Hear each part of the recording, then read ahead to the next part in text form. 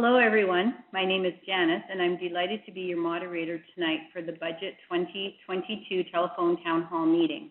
We would first like to acknowledge that the province of Manitoba is located on the territories of Treaties 1 through 5 and on the ancestral lands of the Anishinaabe, Cree, Ojibwe, Cree, Dakota, Dene, Inuit, and on the homeland of the Métis Nation. We respect and honor the treaties and the agreements that were made on these lands we share, and remain committed to strengthening our relationships with First Nations, Métis, and Inuit in the spirit of reconciliation and collaboration. Let me start by explaining how a town hall works. Right now, Manitobans are answering their phones and connecting to discuss Budget 2022. Tonight you will hear from our Provincial Minister of Finance, the Honourable Scott Fielding. After that, it will be your turn.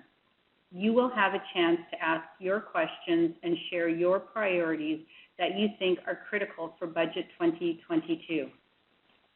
You can get in line to ask a question at any time by pressing *3 on your phone keypad.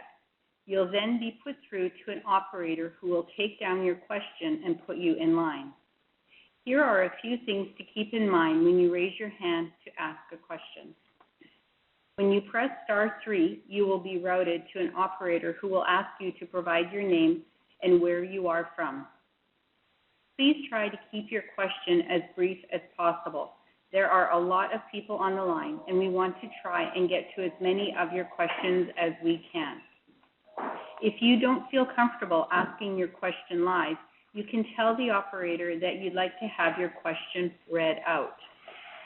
Again, my name is Janice, and I'm excited to be your moderator for this town hall meeting with Minister Fielding. I'm here to keep this conversation moving smoothly and to make sure we get to hear your opinions and have as much discussion as possible.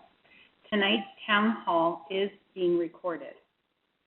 Before we start getting to your questions, I would now like to invite the Minister to say a few words.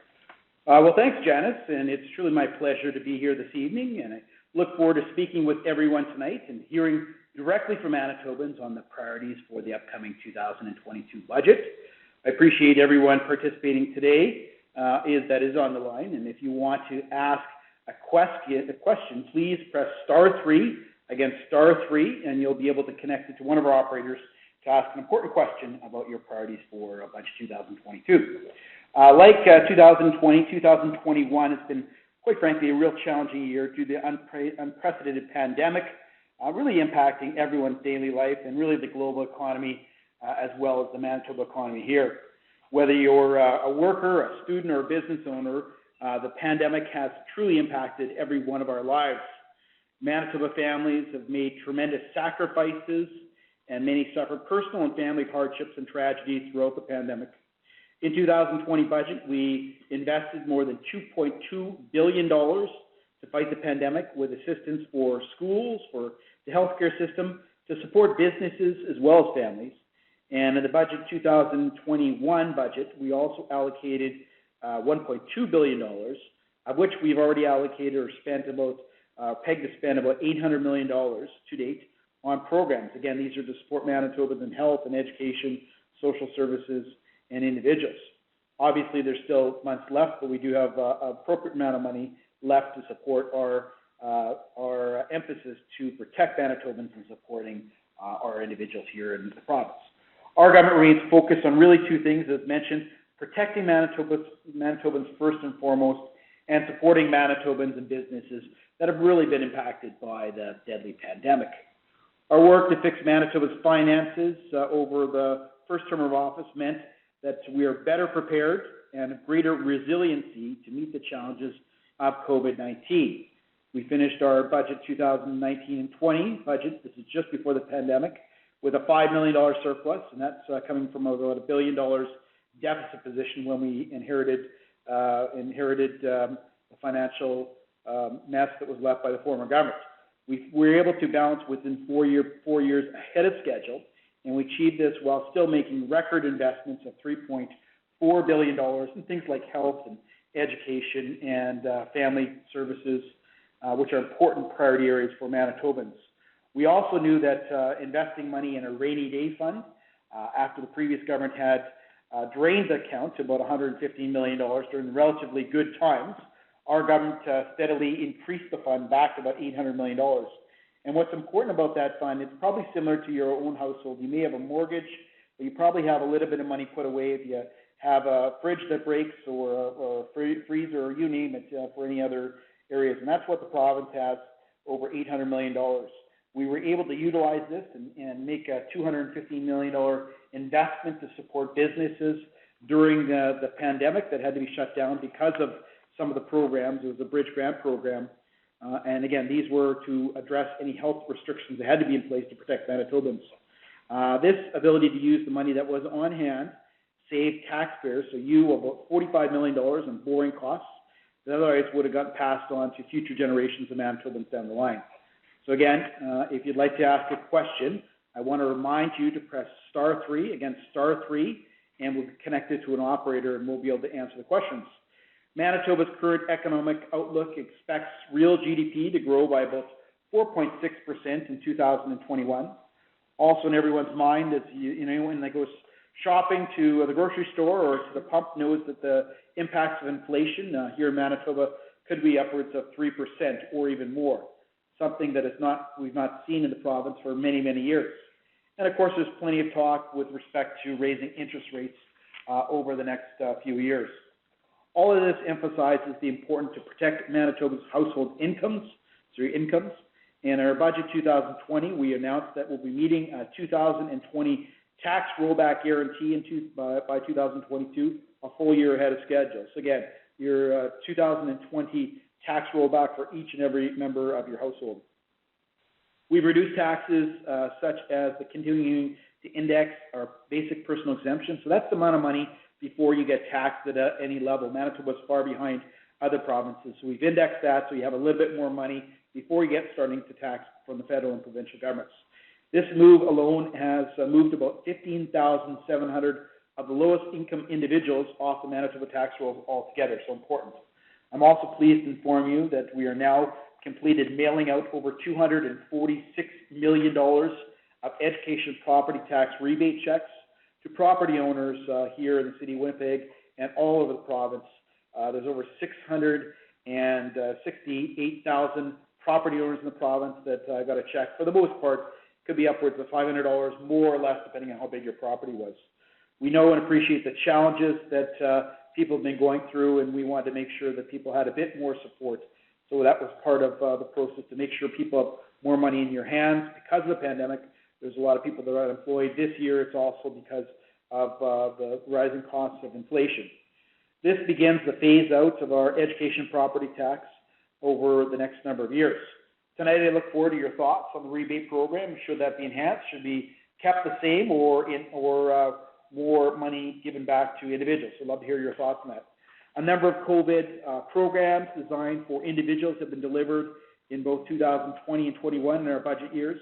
To date, the Manitoba Pandemic Sick Leave Program is still up and running till the end of March, and potentially could be expanded if need be. So far, over 20,000 Manitobans workers and over, I think it's about 1,400 businesses have applied for this. They would get up to about $600 support benefits while they have to self-isolate or be involved.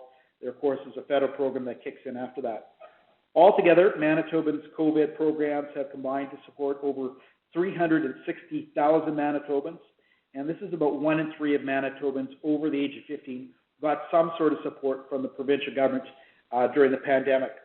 We also focus on keeping our businesses open as much as possible and getting those Manitobans who have been laid off or experiencing greater reductions of shifts really back to work. Our business support programs have been broad-based, easy to access, flexible, and really based on consultations with local business communities designed to meet their needs. We've also offered over $45 million in wage subsidy programs to support return to work under a program called the Healthy Hire Program. Essentially, that would give money for businesses. I think it was up to about $5,000 per employee to individuals to get them hired back in the middle of the summer when there was a reduction in the amount of cases for COVID we're having.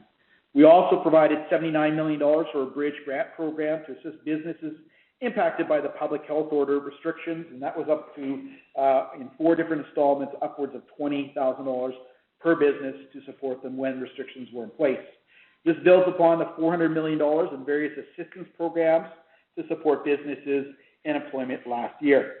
Manitoba also provided over 32,000 individual payments to support businesses in the province out of a total of 125,000 total businesses in the province. So again, 32,000 of 125,000 businesses got support.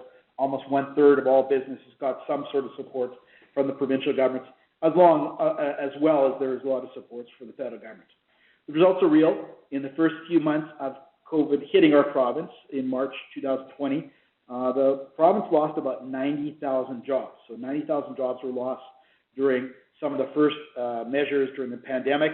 By November of this year, we had recovered about 95% of those jobs. Some sectors, of course, things like the tourism or bars or restaurants or gyms continue to be challenged to return to full or normal, as the pandemic goes forward. And that's why we introduced a new support program. It's called the Sector Support Program, providing upwards of $22 million additional supports to vulnerable individuals and people, businesses that were impacted from it. So that's up to $12,000 for each individual businesses to get them through while there's been some reductions in capacity for things like restaurants and bars and things like gyms and you name it, other things in kind of the cultural area. We know that our economic recovery was going to be protracted and uneven, but we will continue to invest in a recovery and really reinforce our public health response and our economic and physical resilience.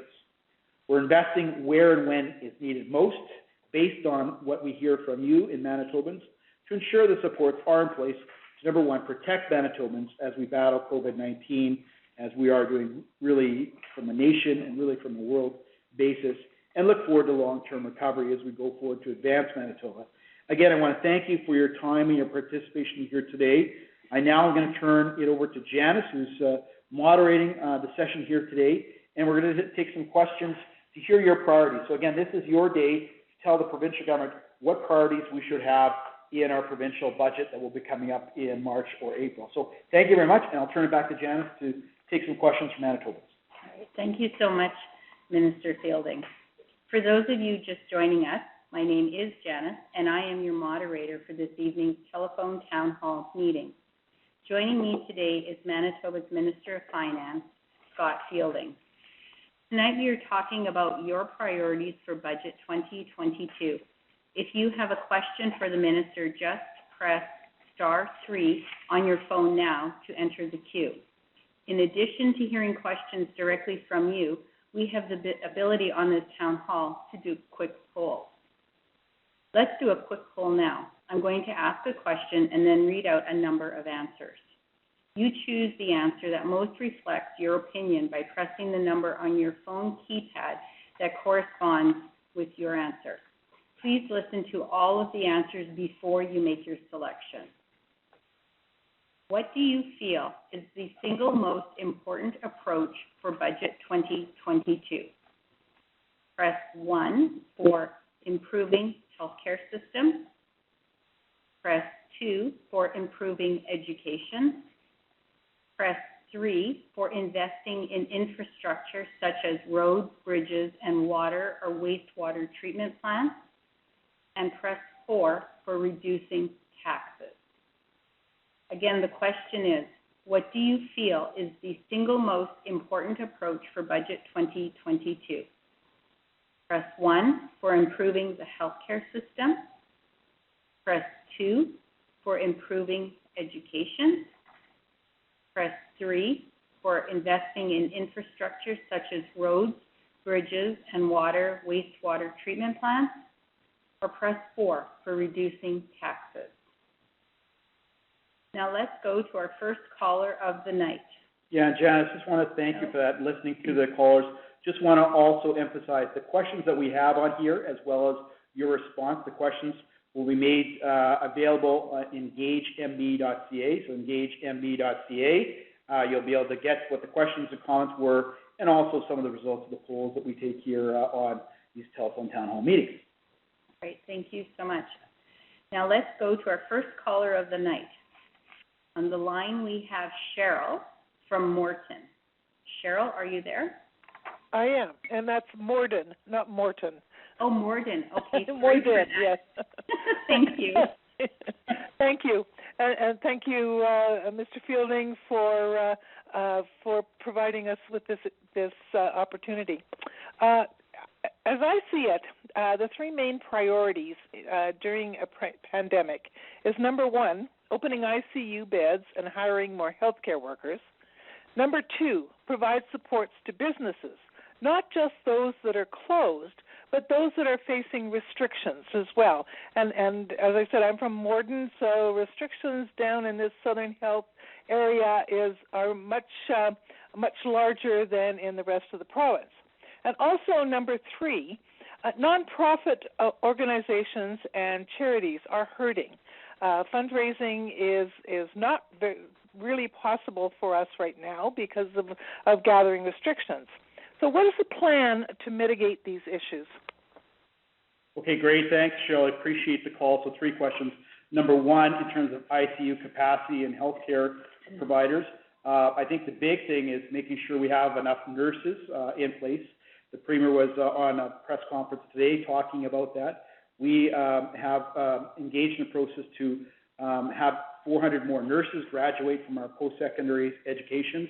That is happening very soon. We're also trying to get more nurses that want to come from other countries coming into Manitoba. There's about 1,300 that are there.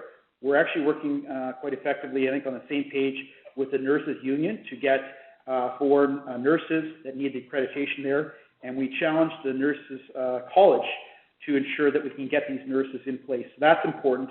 Making sure that we have ICU capacity and beds is going to be a big focal point and has been a big focal point for our government. And you're going to see more of that in our budget coming up because we need to make sure that we have the capacity in place. Your second question, I believe, was in terms of business supports. So we recently, and throughout the pandemic, we provided about $407 million of supports to businesses. So about 1 in 3 of all businesses in Manitoba, there's, again, about 32,000 of the 125,000 businesses got some sort of support. And that was a whole bunch of things. There's a program called the Bridge Grant Program. They were able to access up to $20,000 to $22,000 of support for businesses. There was a sick leave parameter. So if a business has individuals that are self-isolating, we've supported about 20,000 workers as well as about 1,400 businesses. We would provide up to $600 grant money before some of the federal programs have kicked in. We recently introduced a sector support program. So these are some of the areas that have impacted, like restaurants and bars, gyms, these types of centers, movie theaters, and that provided up to $12,000 of support for individuals. They aren't closed, but they're obviously reduced capacity. So those are some of the programs that have been in place. We also, on a longer-term basis, and last year, we introduced something called a wage subsidy support. So directly answer your question, last year, we would provide up to $5,000 per worker that you would bring back, right, when we were in a kind of a different phase of the pandemic. And that businesses could utilize that up to about $25,000. In fact, I think it's even more, sorry, it's $50,000. So there's a lot of amount of money that was identified there. A part of this new process of some of the restrictions, the federal government has also reintroduced some of their measures. One would be a wage support program, so and one is to pay for your commercial rents, and that could be upwards anywhere from 25 to 50% of the support. So combined with some of the provincial dollars and the federal supports, there is a lot of supports in place for businesses, but we want to make sure businesses are supported. And quite frankly, we did put a lot of money. We'll continue to do as such. We plan and budgeted for this, so there is an appropriate amount of money left over to support other businesses if need be. Great. Thank you, Minister, and thank you, Cheryl, for that question. We also invite you tonight to visit engagemanitoba.ca to take the online survey. Now let's take another participant's question. We have David online with questions on COVID expenses. David, are you there? Yes, I am. Okay, thank you. Go ahead, David. Hi there. Thanks for taking my question. I think a lot of people probably are interested in this. How is the government planning to pay for all of these COVID-19 expenditures over the past 2 years and going forward? Yeah, great question. So as you may recall, we worked really hard to get ourselves out of a pretty big financial mess we were left with when we came to office in 2016. We had a deficit of about $1 billion. We actually came into surplus just before the pandemic. And you're absolutely right. We spent a lot of money, about $2.1 billion last year in terms of supports for pandemic supports. And we have in this budget about $1.2 billion. And that's paid for things like PPE, for instance, and some of the medical supplies, $429 million.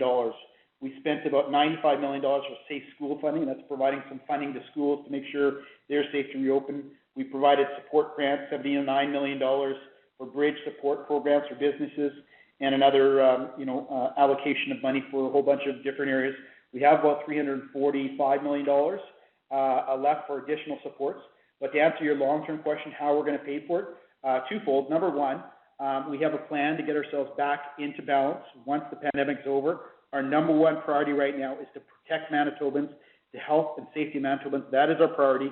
But we do have a plan. We put in legislation to come back into balance in an 8-year time period. Now, we were the only party in the Manitoba legislature that supported that. And that's been my one criticism of the federal government, is they don't have a plan to get themselves back into a balanced budget situation. We do have a plan within legislation to balance over an 8-year time period. We think that's a reasonable amount of time to get ourselves back into balance. I also do want to remind you, before our track record of getting ourselves back into balance, has been attained 4 years earlier.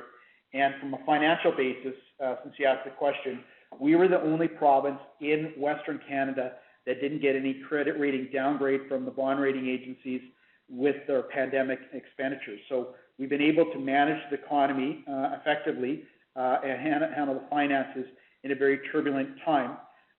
We put together a plan, and the bond rating agencies have been very complimentary in terms of our plan to get forward. But I just want to reemphasize, our number one goal right now is to protect Manitobans, the health and safety. That is the utmost priority for the immediate term, and the long term. We have a plan to get ourselves back into balance over 8 years, a reasonable time. Thank you, Minister, and thank you, David, for that question. Remember, you can press *3 on your phone at any time to let us know you'd like to ask the Minister a question. We'll next go to Janet B. With a question on the development of the economy. Janet, are you there? Yes. All right. The federal government is working on a plan to reshape our economy and our future, which I find a little concerning because it doesn't look as though they're consulting with many people.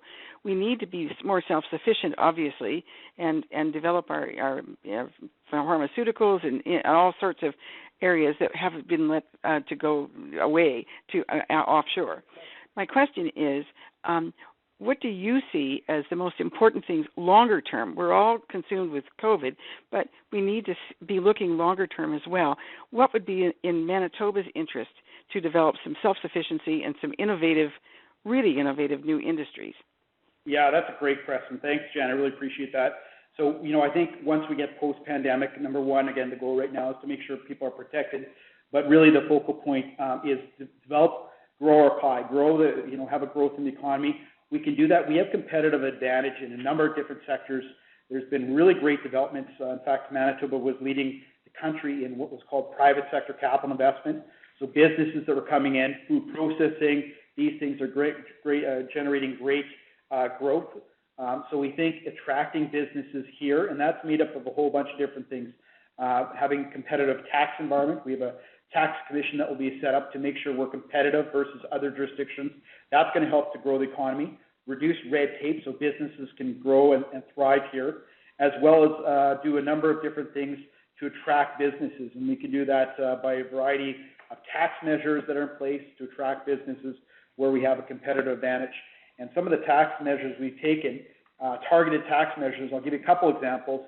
Number one is the film and sound tax credit. So if you drive around Winnipeg or River Heights or wherever you're going to go, it's hard not to bump into some sort of movie production center that is a movie that's being produced on our streets. This is a huge boom to our economy. I think it's over $250 million.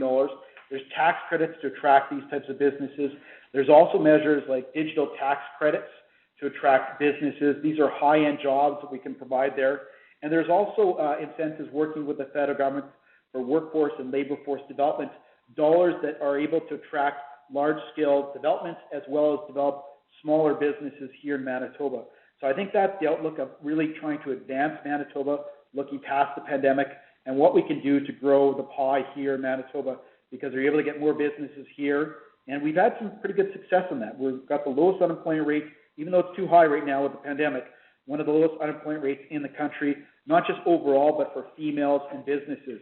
And so I think if we focus in some of our strength areas, that would be important. Another key pillar, two pillars to this, would be bringing immigration, enhancing immigration. The business nominee program is an ability to bring workers into our economy and making sure that labor force needs are in place, as well as having an effective labor force strategy. So working with like post-secondary education and some of the community colleges to make sure that we're training enough people to make sure there isn't labor shortages. So those would be a big part of it. And the final piece is just making sure that we got strategic infrastructure. It's good for building our roads and our streets, but it's also great for economic development. So those would be some items that we are really working on here in Manitoba. And we've seen some pretty good success, but we want to continue more once the pandemic is over to really grow our economy. Thank you, Minister, and thank you, Janet, for that question. Next, we have Sylvia online with a question around seniors. Sylvia, are you there? Yes, I am. Okay, go ahead. This is for the minister, but he probably can't do much because it's usually federal. But I'm a senior. I'm 70 years old, and my rent in 2021 went up 8.25%. For this year, 2022, it's going up 3%. Food's going up 3%. Gas is going up 3%, and no percentage for food and gas. I've probably got it lower than what it actually is. And what I'm worried about is, like, we can barely, with all these increases, our pensions aren't going up. Nothing is helping us. We're just getting further and further behind. And then when you try to check for lower rentals, it's pretty expensive out there. So I'm wondering what you or what you can do or suggest to the federal government to do to help seniors out. Yeah, absolutely. No, thank you, Sylvia. Appreciate that. And it's especially when you're living on a fixed income, right? When you see the high cost of inflation, you go to the pump or you go to the grocery store. I mean, everyone's seeing the increase in costs. We want to do number one. First of all, we've got a senior strategy which we announced in our throne speech. You're going to see more to that. That's going to consist of things like housing, making sure that on a longer-term basis, when you're talking about older seniors that may need a little bit more help, making sure we have personal care homes being built in the province is important. We also provided rent control. So for the next 2 years, rents are capped. There's a rent control in place, so the rents will not go up for a 2-year period. For low-income individuals that are in the housing market, so there's 666,000 Manitobans that own some sort of property, we reduced education property tax on those properties by 25% last year. And so what that means is for an average property here in the city of Winnipeg, you got a check from the provincial government for about $500, depending how big your property, maybe a little more, a little less, depending on how big you were. That puts a little bit more money in your pocket. We have done other tax measures, smaller items, but things that help you a little bit, and that's paying less on PST when you're getting a haircut or when you're getting kind of types of services happening. We're also not, at one point there was a PST on home insurance. So that's going to save you just an individual about $75, but for businesses, it'll save you about around $700 or so. So we think that's important. For lower income individuals, there's a program called the Rent Assist program. And so what that is, it provides you a block subsidy, right? It's about $350, depending on where you are in the scale of things. And that gives you money in your pocket, and it allows you to get some accommodations. You can live wherever you like. You're able to take that rent subsidy. It's called a portable shelter benefit. And what we did is last year we increased that funding by about $31 million. It was about 11% increase year over year for some of the sectors that were in there, some of the categories that were in there. So those are things that we're working on, Sylvia, to make life more affordable for seniors. And by the way, we are the only party in the legislature to support some of these tax measures to make your life a little bit more affordable. Thank you, Minister, and thank you, Sylvia, for your question. Let's do a quick poll now. I'm going to ask a question and then read out a number of answers.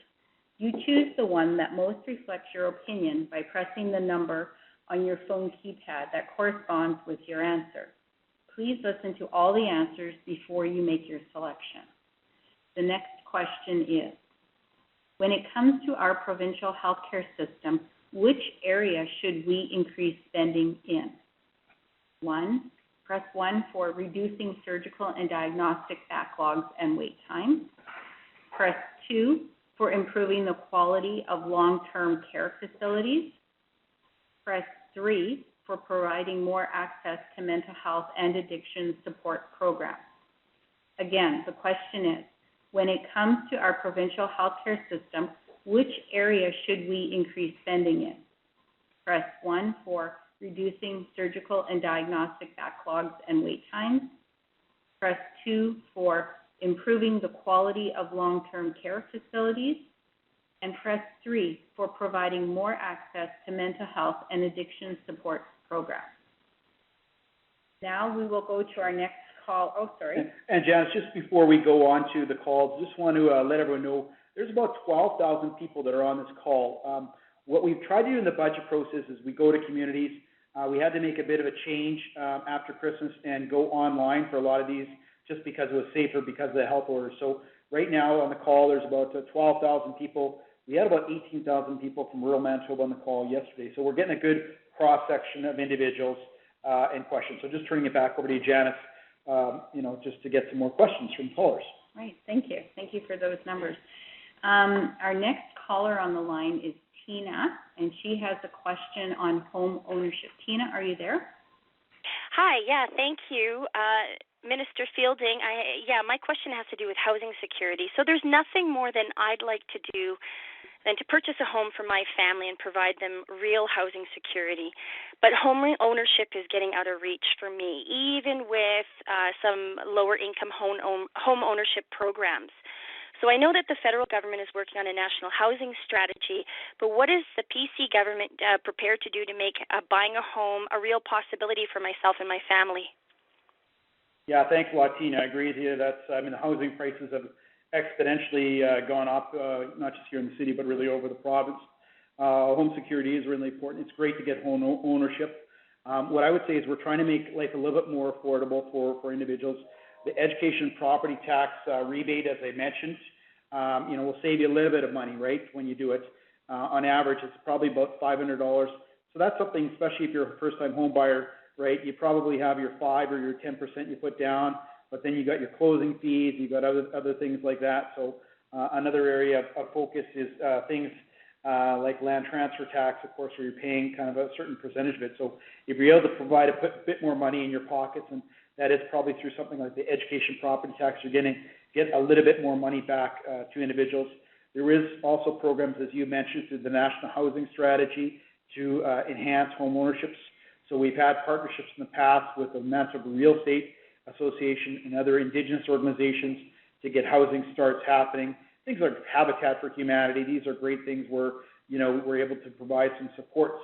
There's sweat equity. People kind of work a bit to get their homes through things like Habitat for Humanity, and quite frankly, increasing the housing stock. And that's, having more opportunities and more development that does happen. So there's a lot of rentals that are being built, and there's also a lot of new housing that's being built. So those are some of the areas that I think we're going to continue to work on and have already done to make it a little bit easier to buy a home, putting a little bit more money in your pocket. All right. Thank you, Minister, and thank you, Tina, for the question. Our next question comes from Sam, and it's on the Rainy Day Fund. Sam, are you there? Yep. Okay, go ahead, please. Hi, yeah, pleasure to speak with you in person, Minister Fielding. It was interesting, some of the things that you mentioned in your introduction was that there was the Rainy Day Fund that was, I wasn't sure whether you had mentioned it was, you had invested in it to the tune of $800 million, and were you able to do that during this time?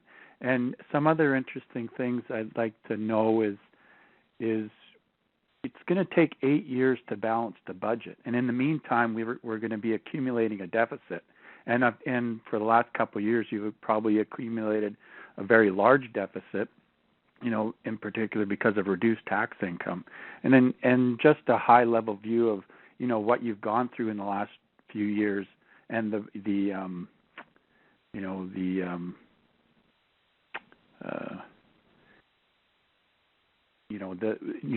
what that meant. And also, if you could maybe speak briefly on the competitive advantage on hydro and the completion of the Kias Dam, and is it possible that we may have a surplus of hydro that you might be able to export? That's great. Thanks, Sam. A lot of questions, so I'll try and answer that. So yeah, we've got what's called a rainy day fund. It's probably one of the best decisions that was made in Manitoba history, and that provides kind of an emergency, supports that would be in place. So Manitoba, of course, we got a lot of floods, and we got drought-like conditions last year. There's farm issues, there's pandemics that come on board, and so it was a fund that was set up based on kind of amount of money you should put away just in case you need it for, quite frankly, a rainy day. And so before it was around $800 million. The former government, before our government came in, had drained it from $800 million to about $110 million, which puts you at a low level, right, just in case there's other conditions. So before the pandemic happened, we rebuilt that fund, right? We rebuilt it from $115 million to $800 million. And what that did is it allowed us more resiliency, right? So when the pandemic hit, it was a story that wasn't necessarily told, but provincial governments do a lot of borrowing, not just, if they're in deficit position, but to refinance infrastructure projects, you name it. But there was a time in March of 2020 where sub-sovereigns or provincial governments could not get on the capital markets to borrow money. And what ended up happening was the central banks kind of bought up kind of our bonds and that sort of stuff. But we were weeks away from not being able to pay our bills. So having that $800 million of cushion really helped us out. And what we've also did is during the pandemic, we knew the businesses were really being impacted. We were able to take $215 million of that to provide business supports for individuals for it. So it is really important to have a rainy day fund. It's kind of the same thing in your house, right? You may have a mortgage, but you probably have a little bit of fund, maybe $2,000, $3,000 in case a fridge breaks down or whatever, right? And that's just something, an emergency situation. So it's important to plan. We did plan. You're right, we have taken on more debt. But what we do is we run our budgets. We have a budget. It's reviewed through the credit rating agencies. And they say, yes, it's a good plan, or it's a bad plan. We got glowing reviews from the credit rating agencies of our plan. What they liked is the fact that we had this big emergency budget, the rainy day fund, but we also have a plan to get ourselves back into a balanced situation. We put that in legislation. We are the only party in the legislature to support that. But will that get ourselves out of a balanced situation or into a balanced situation in an 8-year time period? What we have done since coming to office is we've always beat our projections. So am I cautiously optimistic that we're going to beat that and do it sooner than 8 years? I am, but I think it's important right now to focus in on protecting Manitobans during the pandemic and the finances. There's a long-term plan to get ourselves back into balance. And we got very good supports. One final point, we are the only province in Western Canada that didn't get a credit rating downgrade from the bond rating agencies. BC, Alberta, and Saskatchewan did. So we're able to manage the finances in a turbulent time and providing a big amount of supports for businesses and individuals when they need it most during the pandemic. Thank you, Minister, and thank you, Sam, for your question. Thank you to everyone who's participating. Remember, you can press *3 on your phone at any time to let us know you would like to ask the Minister a question. And with that, we'll go to our next caller, Sharon. She has a question on training child care workers. Sharon, are you there? Yes, I am. Okay, go ahead, please. Okay, good evening, Mr. Fielding. As you have mentioned, money are being allocated to education. My questions are, is there any money being allocated to support the child care field, such as funds to help support child care workers to upgrade their training from CCAs to ECE2s? Support child care workers' wages to help retain more trained staff to stay in the field? And if there is any talk on this, or if there's any plan on this, when can we see the changes in the child care field so we can have more people to train in the child care or to retain more individuals to stay in this field? Yeah, great question. Thanks, Sharon. And yeah, there's been some really important developments, and this is something that we worked actually quite well with the federal government on. There is a long-term child care center with really some serious money attached to it for the child care. It's really made up of three things. Number one, it's $1.2 billion over the next number of years. So there's going to be an additional $250 million brought into the child care system for next year. I think the budget is around $180 million right now. So this is a substantial amount of money. What it does is three things. To your point, ECEs, which are the early learning educators, that's going to, number one, increase their salaries, because we know that a lot of will go to different sectors, and so we want to maintain the great work they're doing. So I think it increases the salaries by about $2 an hour. For parents, which is really important, it's going to reduce the parent fees. This is the most important part of this child care plan. It's going to reduce parent fees to about $10 a day. Now, it's based on, whether you got an infant, you got a middle school, or an older, child in the system, but it'll average out to about $10 a day for child care centers. And number three, it's going to build a lot more spaces. There's going to be 23,000 more spaces that are being created in our community. So there's a significant amount of money that will be brought forward. It was a really good partnership that we were able to negotiate with the federal government on, so we were really encouraged to work with them, and I want to give them some credit. They obviously made it a priority, and we signed on to that. We think it's really, really important. So again, you're going to get lots of child care spaces built. Parent fees are going to go to $10 a day, and ECEs are going to be paid more appropriately. Thank you, Minister, and thank you, Sharon, for your question. Next, we have Caroline on the line, and she has questions with homelessness, addiction, and mental health. Caroline? Hi there, Minister Fielding. My name's Carolyn. I'm from Winnipeg.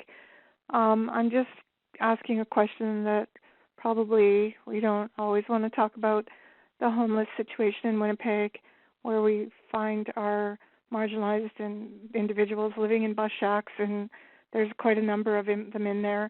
And my concern is, what is the plan to get them into housing, help them with their mental health issues and their addictions? I know they're complex, but is there any plan? And I mean, the government did talk about it back in 2019, signed an agreement, and then they started selling off these properties and all kinds of weird stuff happened. But I'm just wondering what's happening. Are we going to help these people? Are we going to decrease homelessness, get these people out of the tents and get them into homes and help them maybe and get jobs? Sorry, go ahead, Jen. No. That's a really great question. I think anyone that's been traveling around Winnipeg knows what they're saying is that you're seeing about a 15% increase in homelessness in really in the city and I guess in the province. We've launched a whole government homeless strategy, and we're getting lived kind of experiences of the Voices consultation, a part of that, where we go. Just recently, we announced $1.5 million in operating to support the operations. It's at 190 Disraeli Street, so it's a partnership agreement. It will provide about over $50 million globally for mental health and homelessness supports to help those who are under home or that aren't able to access the system, are homeless, as well as experiencing mental health and addiction crisis. We committed to this in our throne speech, so you're going to see our long-term plan for homelessness being introduced and funded in our budget. For the mental health, that's something that's really, really important. When we came to office, we established something called the Virgo Report. So it's kind of a roadmap of where we would go to fund different initiatives by sectors. We created its own minister and its own department fairly recently for it. So we've kind of identified this and made it a priority. We've also identified, a vast amount of money. I think there's 27 different initiatives in kind of different sectors where we're really focusing on a homeless, or rather through mental health.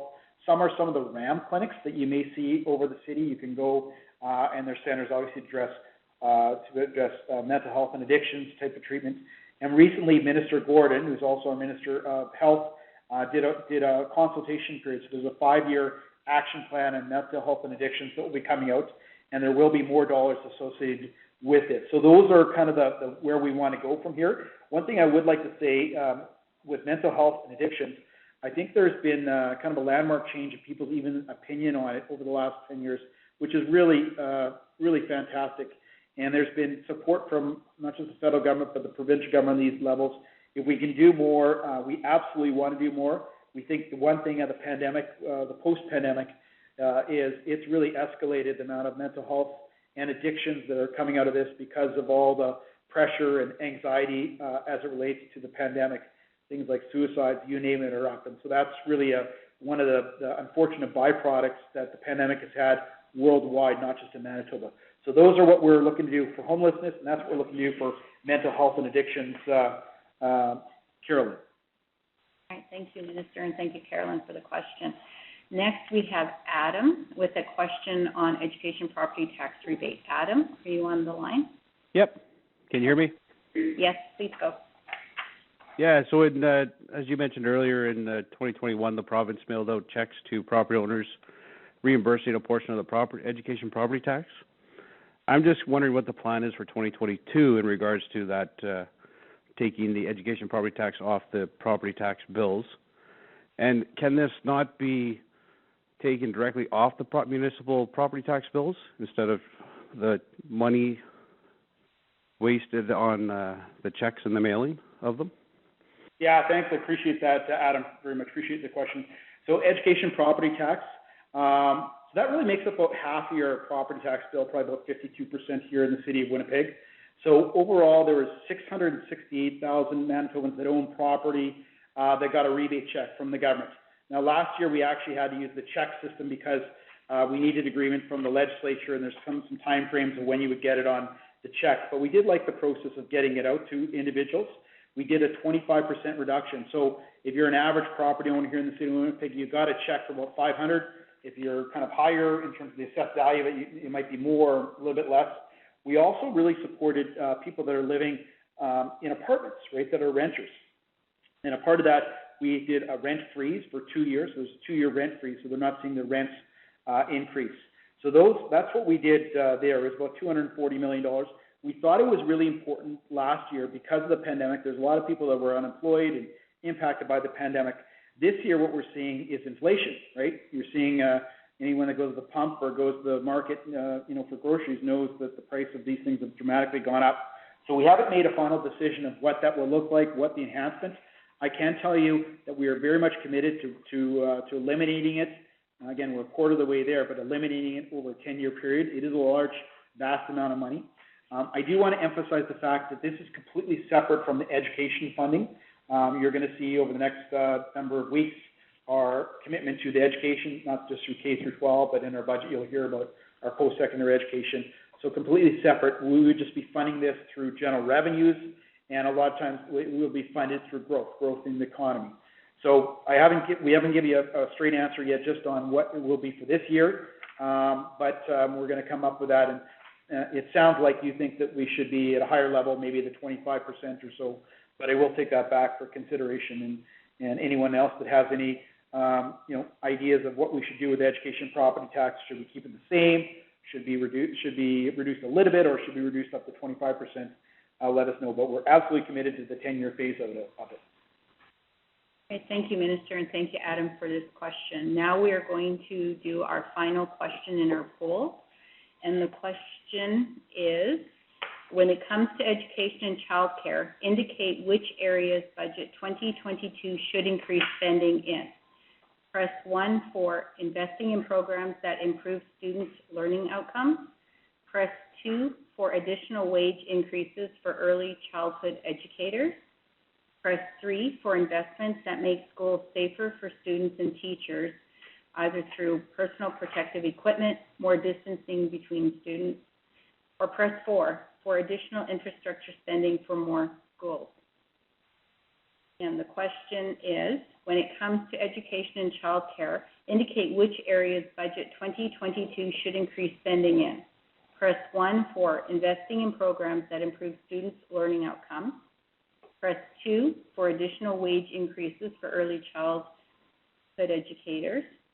Press 3 for investments that make schools safer for students and teachers, i.e. personal protective equipment or more distancing between students.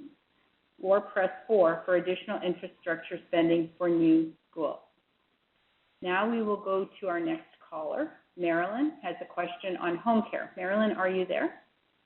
Yes, I am. I'm Marilyn from Winnipeg, and my question, Mr. Fielding, is what will you do to rebuild home care's effectiveness. We have been a province that had a very highly respected home care, and that system has been eroded. Do you have a plan to support and retain home care workers and the excellent program that they have provided? Yeah, thanks a lot, Marilyn. I appreciate the question. I mean, all these things with healthcare, just with the pandemic, you really highlighted the fact that we need to make substantial investments in healthcare. We have made some pretty substantial investments year over year in terms of healthcare, whether it be home care or other items to build new centers and improve the systems in place. So we got to make sure that the funding is in place, and we got to make sure that people get the support. As you get older, people really need these types of services to make sure they can function effectively. So anything we can do to make it more efficient and effective, and also get you just better the service. What sometimes I hear is making sure there's consistency with maybe the same worker that would come out to help you with these types of things. So anything we can do to make it more efficient and effective, whether that's providing more dollars or whether providing more of a better rounded service, we absolutely are committed to doing. And I'll take that suggestion back to make sure that's in place. And again, things like the pandemic has really highlighted the fact that we need to make sure these supports are in place, specifically when you get older and you need these types of supports. All right, thank you, Minister, and thank you, Marilyn, for your question.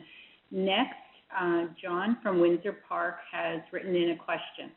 What is the government's plan to kickstart the economy? Thanks, John. So kickstart the economy is really important.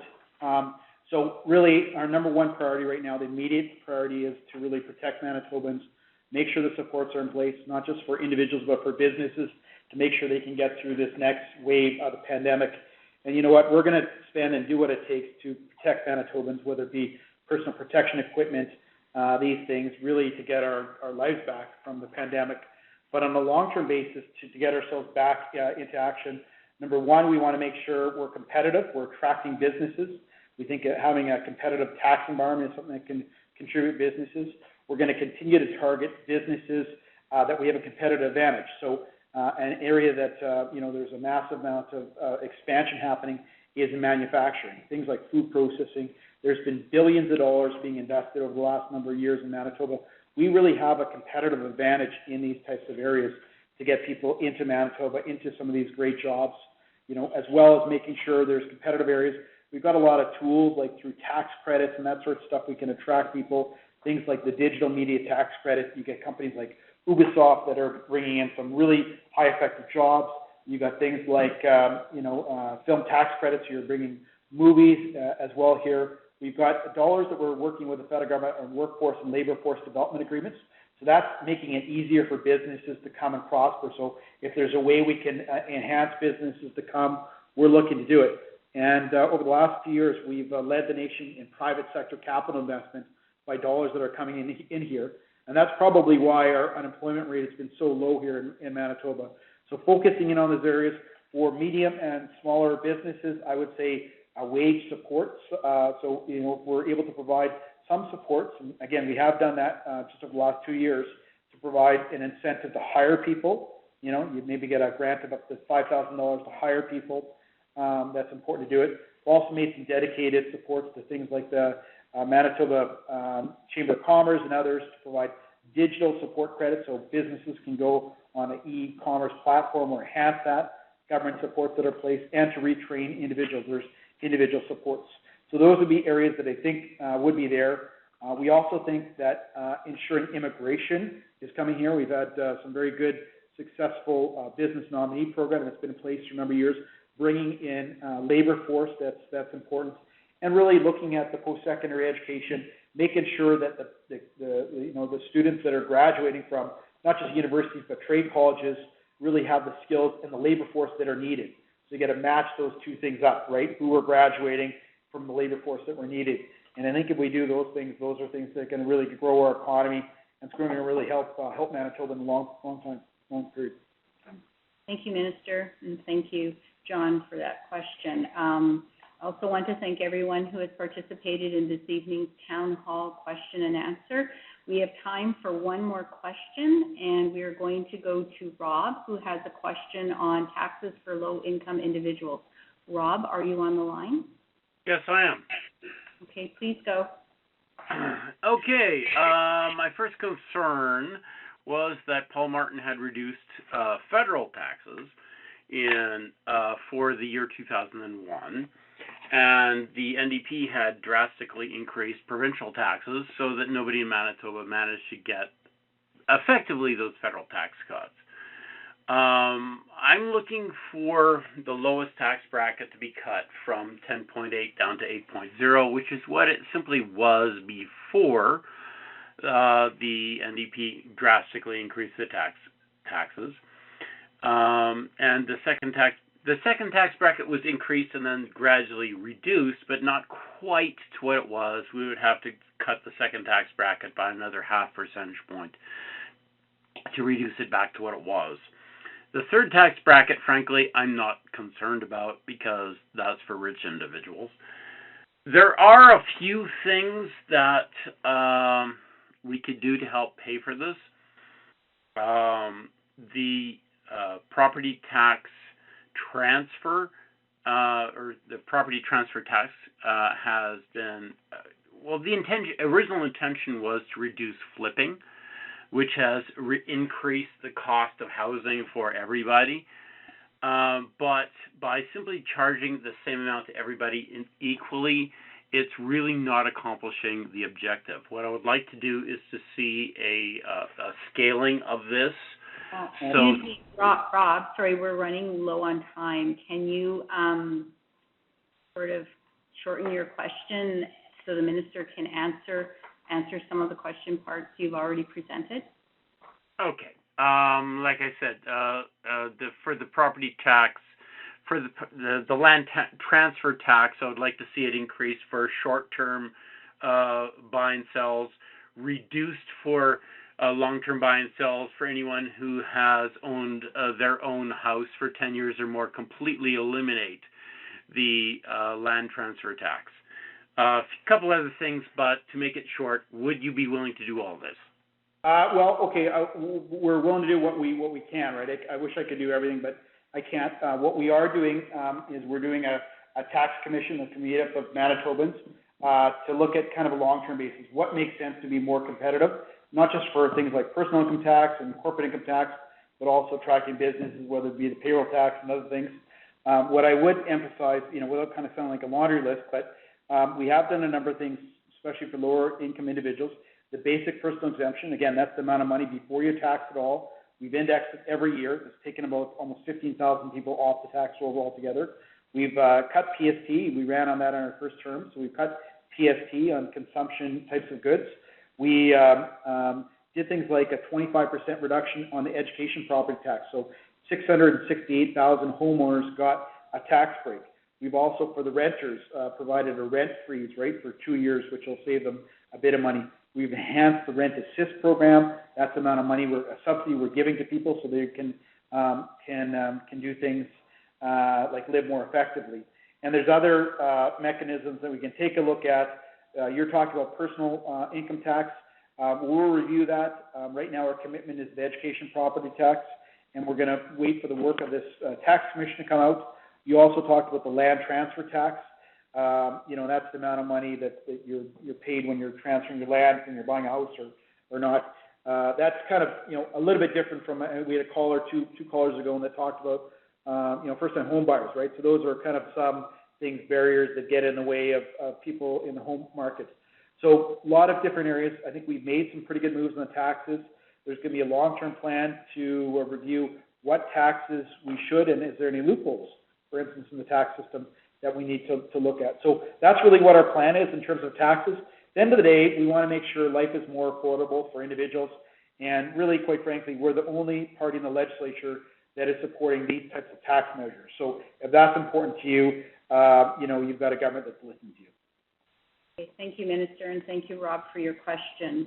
This time, I'd like to thank everyone for tuning into the telephone town hall meeting and for presenting many great questions and a great conversation this evening. Minister, based on what you've heard so far, what is your impression of the input from participants on tonight's town hall? Yeah, no, I think we heard from Cheryl about ICU beds and healthcare and business supports, or David had talked about the importance of COVID expenditures, spending in the right places. I mean, Janet talked about being competitive on taxes, or and lining kind of the healthcare needs and providing some supports for individuals. And you had other people that talked about the importance of home ownership. A lot of it had to do with affordability, which we think is extremely important, and managing the economy. But we certainly want to make sure, and childcare. I know there's some discussions on childcare, mental health and addictions are things that I heard, and I'm going to take back for sure to meet with our cabinet when we come into our budget. Right now, I'll tell you, our focus really is to protect Manitobans, to support the health and the schools and the education, and make sure people and businesses are supported during the pandemic. That's the immediate process. And the longer-term basis is to advance Manitoba, and I think we can do that by growing effectively as a society and growing our pie, and that's going to mean a lot more money to make further investments in Manitoba. So that's what I've heard, Janice, and I'm going to take that back to our cabinet for further dialogue. So thank you very much to everyone that participated here tonight. All right, thank you, Minister, and again, thank you to everyone on the telephone town hall. As a reminder, if you are not able to get your question through this evening, or if you have a comment, you can stay on the line after the event has ended, and you'll be prompted to leave a voicemail. The telephone town hall is recorded and will be made available on engagemanitoba.ca. You can also complete the online survey, participate in other town hall meetings, or participate in virtual public meetings starting next week. Visit again Manitoba.ca to register. Have a great evening.